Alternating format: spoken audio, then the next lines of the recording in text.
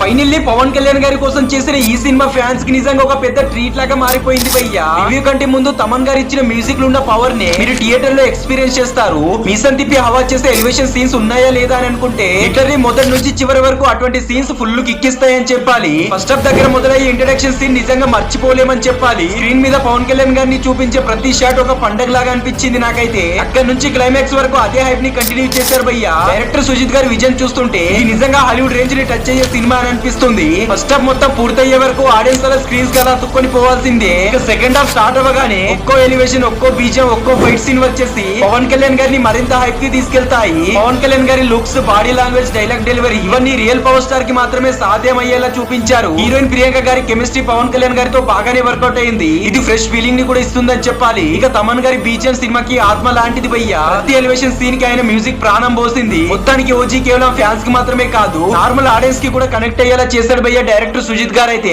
Hype ని పెంచడమే కాకుండా ఆడియన్స్ ని రప్పించుకునేలా పర్ఫెక్ట్ ప్రెజెంటేషన్ ఇచ్చాడని చెప్పాలి. థియేటర్ లో చూసే వరకు అసలైన ఓజీ ఫీలింగ్ రాదని చెప్పాలి. చూడకపోతే ఒక మంచి ఫిలిం మిస్ అయినట్టే. మరి ఇంతకు మీరు మూవీ చూస్తున్నారా లేదో కామెంట్ చేయండి.